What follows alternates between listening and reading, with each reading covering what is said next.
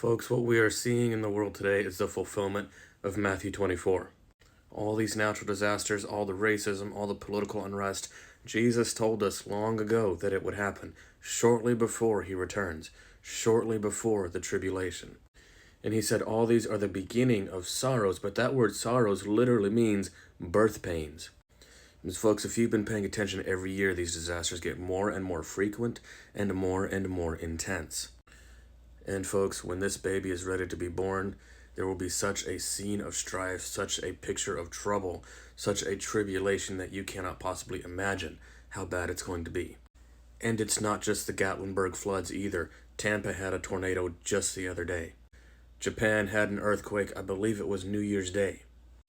And a pretty major earthquake as well. One of my best friends lives in South Africa and they have fires ripping through.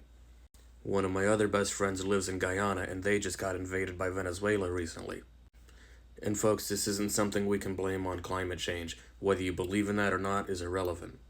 The Holy Spirit is being withdrawn from the earth. That is why we're seeing such an uptick and such an increase in intensity for these natural disasters.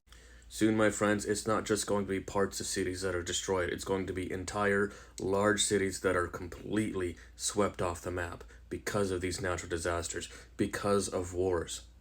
And because these birth pains are becoming more and more frequent and intense, you can expect it to happen relatively soon. Revelation 13 speaks of the image of the beast and a mark of the beast, and both are being set up, and the foundations are being laid for both as we speak. And so you can expect these natural disasters, all of the unrest and everything in the world to get far worse than it is right now. The prophet Zephaniah tells us what to do. Before the day of the Lord's fierce anger, seek the Lord. Everybody who loves him, all the meek, everybody who obeys him, everybody who seeks righteousness, continue. Continue to seek righteousness. Continue to seek meekness. It may be that you shall be hid in the day of the Lord's fierce anger. It's time to stop playing with sin. It's time to get right with Jesus.